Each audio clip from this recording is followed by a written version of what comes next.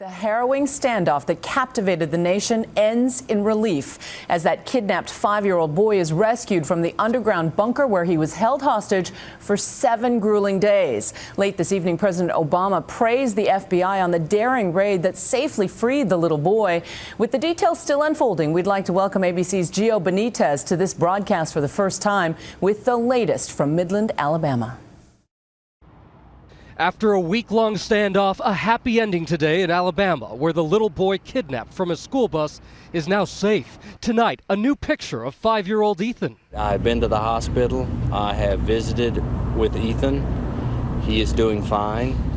He's laughing, joking, playing, eating, the things that you would expect a normal 5 to 6-year-old young man to do. The suspect, 65-year-old Jimmy Lee Dykes, is dead. ABC News has learned authorities were able to insert a high-tech camera into the bunker and monitor Dykes' movements. When they became increasingly concerned he might act out, they positioned the SWAT team near the entrance and used an explosive charge to get into the bunker and neutralize Dykes. At this point, FBI agents, fearing the child was in imminent danger, entered the bunker and rescued the child. The terrifying standoff began last Tuesday when Dykes boarded a school bus and threatened the kids. I look up and he's talking about threatening to kill us all or something. And then he's like, I'll kill all y'all, I'll kill y'all. Dykes then allegedly shot and killed the bus driver and kidnapped Ethan. Just had a bus driver shot, possibly deceased. Suspect has removed the child from the bus.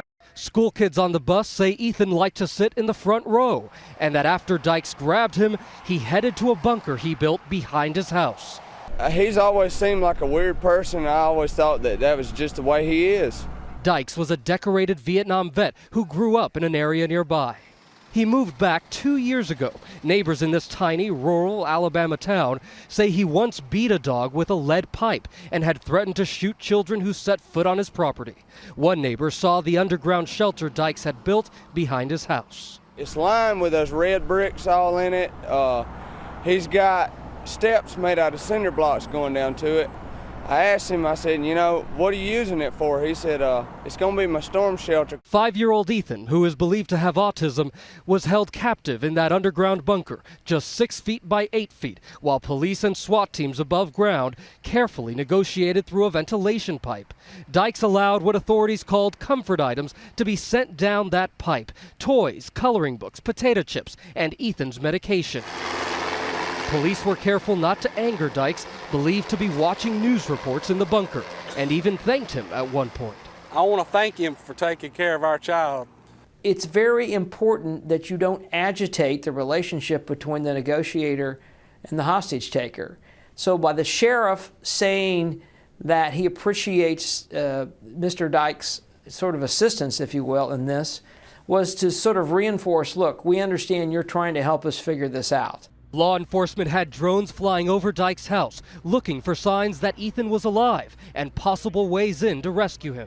Not only has this special needs child been kidnapped, he's also been witness to a murder right in front of his eyes. All the while, his family and friends can do nothing but wait. The way kids react is we do tend to have a natural recovery process from trauma, but this is a really severe trauma, long-standing trauma that's directly affecting him in a very scary way. Former FBI negotiators tell ABC News that rushing the bunker in a rescue mission was a last resort, especially in a case where the hostage taker may have planned the crime in advance. This may be why police waited 7 days before acting. We've got an old saying to use delay in order to save time. The more patient approach they take, the less likely they are to make mistakes, to move in slowly, to get it right, to communicate properly, and slowly and gently unravel this. Law enforcement sources say authorities had to handle it slowly in order to keep Ethan safe. You have to take into consideration, if you're going to go in that room and go after Mr. Dykes, you have to be extremely careful, because any sort of device you might use against him could obviously harm Ethan because he's right there. Ethan is now at a local hospital for treatment and is said to be physically unharmed. Over the past week, this small community pulled together, local children even writing cards for Ethan's upcoming 6th birthday. He's my whole friend, and I love playing with him. And have prayed at local church services. Ethan, hang tough, little man. We love you. We are praying for you. Tonight, hugs and thanks that those prayers have been answered. For Nightline, I'm Gio Benitez in Midland City, Alabama.